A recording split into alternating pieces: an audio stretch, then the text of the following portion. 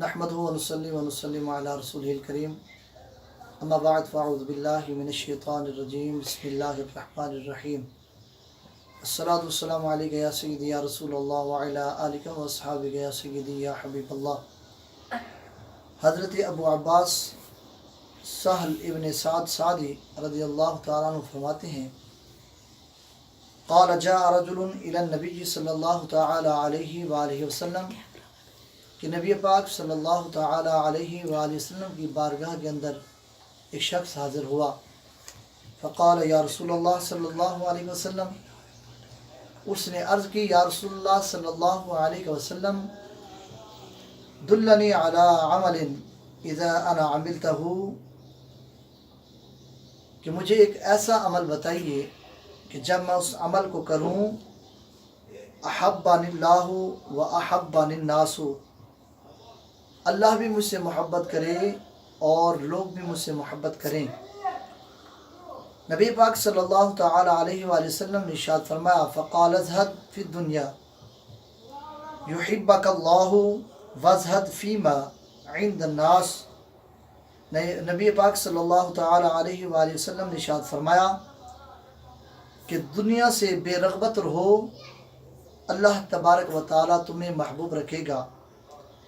اور ان چیزوں سے دور رہو جو لوگوں کے پاس ہیں، لوگ تم سے محبت کریں گے۔ گویا کہ حضور نبی کریم صلی اللہ تعالی علیہ وآلہ وسلم نے اس شخص کو جو نصیحت فرمائی، جو عمل بتایا، وہ عمل یہی تھا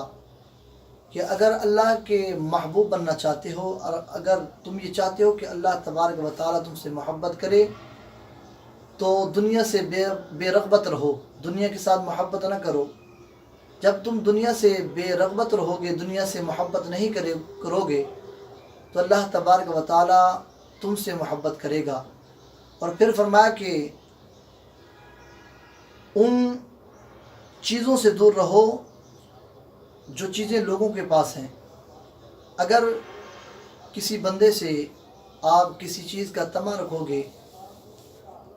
تو یقیناً لوگ آپ سے محبت نہیں کریں گے۔ جب تم